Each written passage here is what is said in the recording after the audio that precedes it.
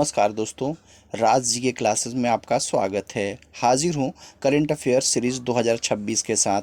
आज इसका क्लास 3 है और आज का जो क्लास है वो रेलवे ग्रुप डी स्पेशल है, इसलिए एक भी क्वेश्चन मिस करने की गलती ना करें। चलते हैं अपने पहले प्रश्न की तरफ। ग्लास्को राष्ट्रमंडल खेल 2026 में पुरुषों की 60 किलोग्राम जूडो स्पर्धा में भारत के लिए स्वर्ण पदक किसने जीता है? तो इसका जो सही आंसर है वो है आंसर नंबर बी, यानी कि हर्ष सिंह। राष्ट्रमंडल खेल 2026 की अगर बात करें तो ये स्कॉटलैंड के शहर ग्लास्को में हो रहा है। इससे पहले 2014 में ग्लास्को में ये आयोजित हुआ था। राष्ट्रमंडल खेल के इतिहास की बात करें तो सबसे पहले जो राष्ट्रमंडल खेल हुआ था वो 1930 हैमिल्टन में हुआ था। और हैमिल्टन कहाँ है? तो हैमिल्टन कनाडा में है। पहली बार अगर राष्ट्रमंडल खेल में भाग लेने की बात की जाए भारत की, तो भारत ने 1934 के लंदन खेलों में भाग लिया था। चलते हैं अपने अगले प्रश्न की तरफ। वर्ष 2026 के आईसीसी पुरुष क्रिकेट विश्व कप के संदर्भ में निम्नलिखित कथनों पर विचार कीजिए, यानी आपको बताना है कि इनमें से कौन से कथन सत्य है। पहला कथन अगर बात करें, इस विश्व कप का आयोजन संयुक्त रूप से दक्षिण अफ्रीका, जिम्बाब्वे और नामीबिया द्वारा किया जाएगा। तो ये बिल्कुल सही है, किया जाएगा। यह पहली बार है जब अफ्रीका महाद्वीप में पुरुष वनडे विश्व कप का आयोजन किया जा रहा है। ये बिल्कुल गलत है क्योंकि ये दूसरी बार हो रहा है। इससे पहले 2003 में हो चुका है जिसमें भारत फाइनल में भी पहुंचा था, जो ऑस्ट्रेलिया ने भारत को हरा के वो वर्ल्ड कप जीता था। अगर तीसरे फैक्ट की बात करें तो इस टूर्नामेंट के लिए कुल 12 वेन्यू तय किए जिसमें सर्वाधिक दक्षिण अफ्रीका में है। तो ये भी सही है। ये वाला दूसरा कथन गलत है। 1 और 3 सही है। तो जो 1 और 3 जहाँ पे होगा उसको हम लोग टिक कर लेंगे। ये ऑप्शन नंबर बी होगा, सॉरी। चलते हैं अपने अगले क्वेश्चन की तरफ। वर्ष 2026 के ग्लास्को राष्ट्रमंडल खेलों में भारतीय जूडो खिलाड़ियों के स्वर्णिम प्रदर्शन के संदर्भ में कौन सा मिलान सही है? तो इसमें दो दिए गए हैं। पुरुष वर्ग 60 किलोग्राम में हर्ष सिंह ने स्वर्ण पदक जीता है, जबकि महिला वर्ग 48 किलोग्राम में अस्मिता डे ने स्वर्ण पदक जीता है। तो ये दोनों ही सही है क्योंकि इन दोनों ने ही ये कप जीते हैं, यानी दोनों ने स्वर्ण पदक जीते हैं। ग्लास्को 2026 की ऑलरेडी हम लोग बात कर चुके हैं। तो चलते हैं अपने अगले क्वेश्चन की तरफ। हाल ही में केंद्रीय मंत्रिमंडल ने प्रधानमंत्री किसान सम्मान निधि योजना को वित्त वर्ष 2026-27 से 2030-31 तक, यानी कि अगले 5 वर्षों के लिए जारी रखने हेतु कुल कितने बजट परिव्यय को मंजूरी दी है? तो इसका सही जो आंसर है वो है 3.15 लाख करोड़, यानी कि ऑप्शन सी इसका सही आंसर है। पीएम किसान योजना की औपचारिक शुरुआत की बात करें तो 24 फरवरी 2019 को गोरखपुर, उत्तर प्रदेश में प्रधानमंत्री नरेंद्र मोदी के द्वारा किया गया था। हालांकि 1 दिसंबर 2018 से ये प्रभावी मानी गई थी। ठीक है। और एक और इसमें फैक्ट आपको याद रखना है कि ये 100% केंद्र वित्त पोषित है, यानी कि इसका जो भी पैसा देती है वो केंद्र सरकार देती है। इसमें राज्य सरकार का कोई योगदान नहीं होता है। चलते हैं अपने अगले प्रश्न की तरफ। हाल ही में उद्घाटित अल्लूरी सीताराम राजू अंतर्राष्ट्रीय हवाई अड्डा किस राज्य का एक प्रमुख नया ग्रीनफील्ड हवाई अड्डा है? तो इसका जो सही आंसर है, ये कहाँ खुला है? तो ये आंध्र प्रदेश में स्टार्ट हुआ है। इससे रिलेटेड जो इम्पोर्टेंट फैक्ट है वो ये है कि ग्रीनफील्ड एयरपोर्ट क्या होता है।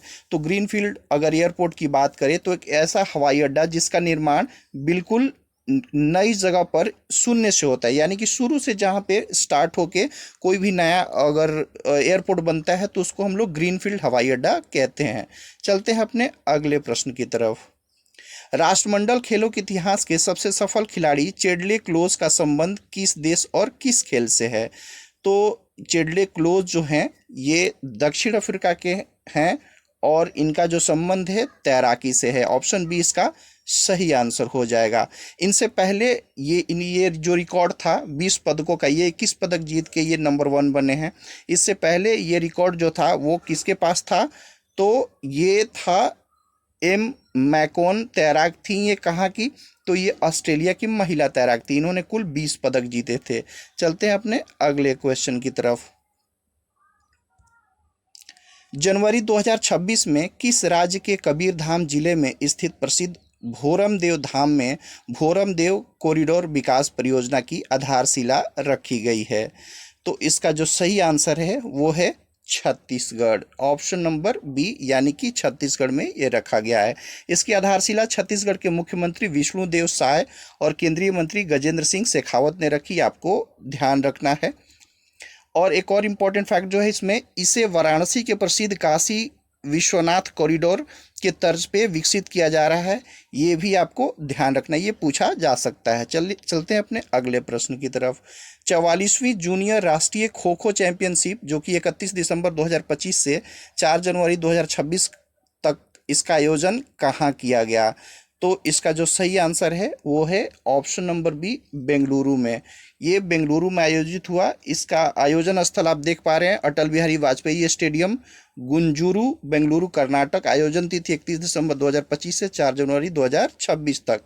लड़कों के वर्ग में अगर विजेता की बात करें तो कर्नाटक विजेता रहा है, जबकि उप विजेता जो टीम रही है वो कौन रही है? महाराष्ट्र रही है। लड़कियों के वर्ग में अगर बात करें तो विजेता महाराष्ट्र रही है, आपको ये याद रखना है। आयोजक निकाय kho kho federation of India है, KKFI। चलते हैं अपने अगले प्रश्न की तरफ।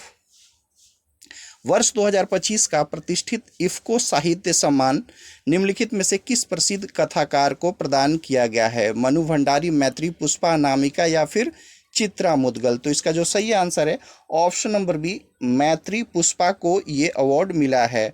अगर इसमें दो तरह के सम्मान होते हैं। इफ्को साहित्य सम्मान की अगर बात करें तो ये मैत्री पुष्पा को मिला है, और किसके लिए मिला है? तो ग्रामीण कृषि जीवन और स्त्री विमर्श पर लेखन के लिए 11 लाख इसमें रुपए मिलते हैं, साथ ही प्रशस्ति पत्र और प्रतीक चिन्ह भी मिलता है। जबकि इफ्को युवा सम्मान जो है 2025 ये मिला है अंकिता जैन को, ये भी आपको याद रखना है। और किस कृति के लिए, यानी कि कौन से लेखन के लिए मिला है?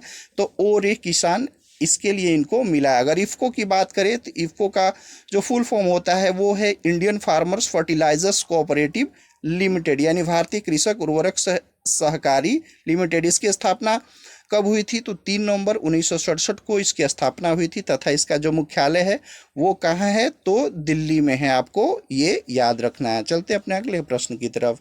3 जनवरी 2026 को प्रधानमंत्री नरेंद्र मोदी ने भगवान बुद्ध से जुड़े पीपर हवा अवशेष की भव्य अंतर्राष्ट्रीय प्रदर्शनी का उद्घाटन कहाँ किया है?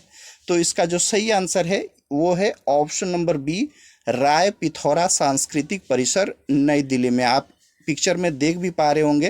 प्रदर्शनी का जो नाम था वो क्या था? तो the light and the lord's relics of the awakened one. इसका आयोजन कब हुआ था? 3 जनवरी 2026 को। ये प्रदर्शनी जो थी भगवान बुद्ध से जुड़े पिपरवा अवशेष पर आधारित है, जो उनकी पवित्र धरोहर का एक महत्वपूर्ण हिस्सा माने जाते हैं। चलते हैं अपने अगले क्वेश्चन की तरफ। राष्ट्रीय बाघ संरक्षण प्राधिकरण NTCA द्वारा जारी नवीनतम रिपोर्ट के अनुसार वर्ष 2025 में भारत में कुल कितने बाघों की मृत्यु दर्ज की गई? तो आपको याद रखना है कुल कितने बाघों की मृत्यु दर्ज की गई है। तो ऑप्शन नंबर सी, 166। NTCA को बोलते हैं हम लोग नेशनल टाइगर कंजर्वेशन अथॉरिटी। तो इसमें कुछ एक्स्ट्रा फैक्ट है, वो भी हम लोग थोड़ा सा देख लेते हैं। प्रोजेक्ट टाइगर, अगर हम लोग प्रोजेक्ट टाइगर की बात करें तो इसकी शुरुआत कब हुई थी? तो 1 अप्रैल 1973 को। और बाघ दिवस हम लोग अंतर्राष्ट्रीय बाघ दिवस कब मनाते हैं? तो 29 जुलाई को। ये भी आपको याद रखना है। चलते हैं अपने अगले क्वेश्चन की तरफ।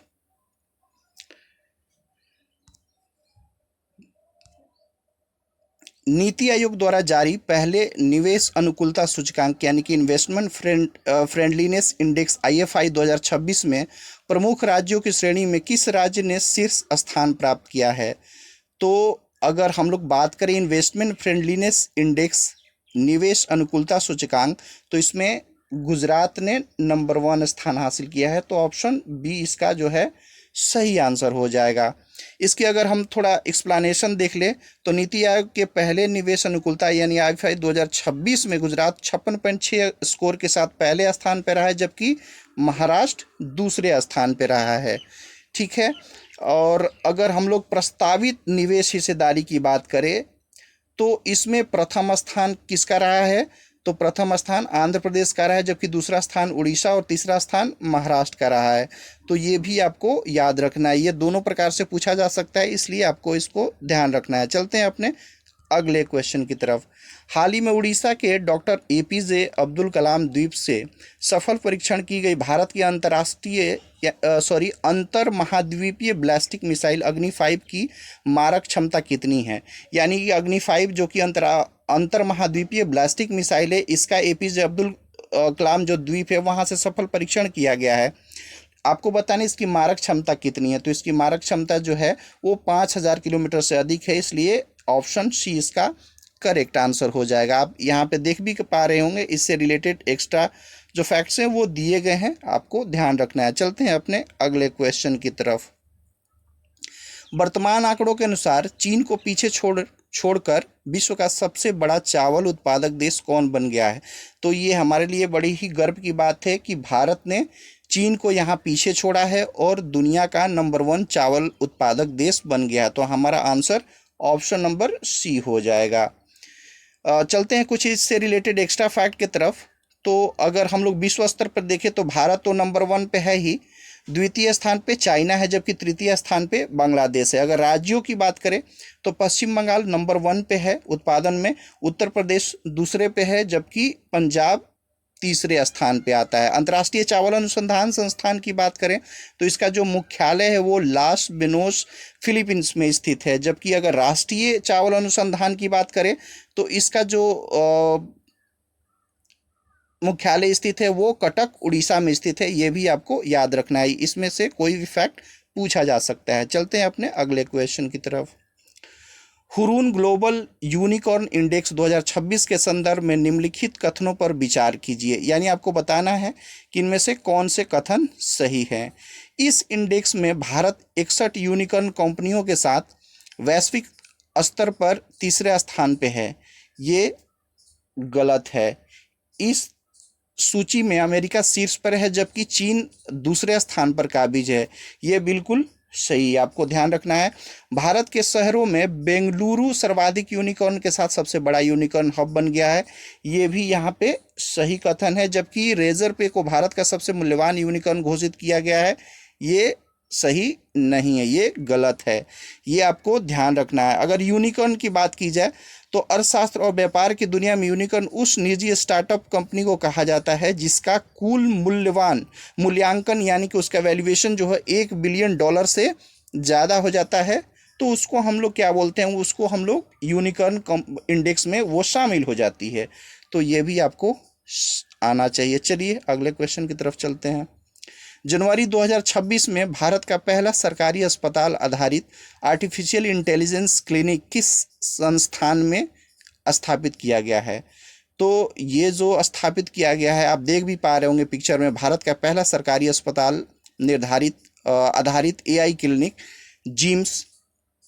तो ये जिम्स में किया गया। जिम्स को हम लोग बोलते हैं government institute of medical sciences. ये कहाँ पे है? तो ग्रेटर नोएडा में है। ये आपको ध्यान रखना है। चलिए, इससे जुड़ी कुछ सुविधाएं दी गई है, वो आप वीडियो पॉज करके देख सकते हैं। चलते हैं अपने अगले क्वेश्चन की तरफ। हाल ही में किस राज्य या केंद्र शासित प्रदेश की सरकार ने छात्राओं के लिए विद्या वाहिनी योजना की शुरुआत की? तो इसमें तो ऑप्शन टिक ही है, आप देख पा रहे होंगे। दिल्ली राज्य ने इसकी शुरुआत करी है। योजना का नाम विद्या वाहिनी योजना है, जबकि संबंधित राज्य दिल्ली, आप पता ही है आपको। संबंधित मुख्यमंत्री की अगर बात करें तो रेखा गुप्ता यहाँ की मुख्यमंत्री है, और ये कक्षा 9 की छात्राओं के लिए ये प्रोत्साहन दिया जा रहा है। चलते हैं अपने अगले क्वेश्चन की तरफ। हाल ही में केंद्रीय मंत्रिमंडल ने गहरे समुद्र में हाइड्रोकार्बन संसाधनों की खोज को तेज करने और घरेलू तेल एवं गैस उत्पादन बढ़ाने के लिए किस योजना को मंजूरी दी है? तो ये जो योजना है वो है समुद्र मंथन योजना। इसको हम लोग राष्ट्रीय अपतटीय अन्वेषण योजना भी कहते हैं। इसका जो मुख्य उद्देश्य है वो ये है कि गहरे समुद्र में हाइड्रोकार्बन यानी कि तेल एवं गैस संसाधनों की खोज करना है, सर्वेक्षण करना तथा उत्पादन को बढ़ाने में इससे हमें मदद मिलेगी। चलते हैं अपने अगले क्वेश्चन की तरफ। हाल ही में केंद्रीय मंत्रिमंडल द्वारा जलाशयों पर फ्लोटिंग सोलर और बैटरी स्टोरेज परियोजनाओं को बढ़ावा देने के लिए किस नई योजना को मंजूरी दी गई है? तो ये भी आपको याद रखना है। ऑप्शन नंबर बी इसका सही आंसर है, प्रधानमंत्री सूर्य सरोवर योजना। इसके बारे में अगर एक्स्ट्रा फैक्ट देखें तो प्रधानमंत्री सूर्य सरोवर योजना भारत सरकार की एक महत्वाकांक्षी पहलों में से है, जिसका उद्देश्य जलाशयों पर फ्लोटिंग सोलर पावर प्लांट और बैटरी स्टोरेज परियोजनाओं को बढ़ावा देने है। यानी कि बैटरी स्टोरेज प्लांट या फिर सोलर पावर जो है जलाशयों के ऊपर लगाया जाएगा, जो कि आप ये पिक्चर में देख भी पा रहे होंगे। इस योजना से भारत को 500 गीगावाट नवीकरणीय ऊर्जा क्षमता के लक्ष्य की दिशा में तेजी से आगे बढ़ने में ये सहायक होगा, ये भी आपको याद रखना है। तो आज के सेशन में इतने ही क्वेश्चन थे। मिलते हैं अपने अगले सेशन में, तब तक राज जी के क्लासेस को आप सब्सक्राइब कर लें और लगातार हमारे साथ जुड़े रहें। धन्यवाद। जय हिंद। वीडियो अच्छी लगी हो तो लाइक करें, शेयर करें तथा अगले सेशन के लिए राज जी के क्लासेस को सब्सक्राइब करें। मिलते हैं अगले सेशन में।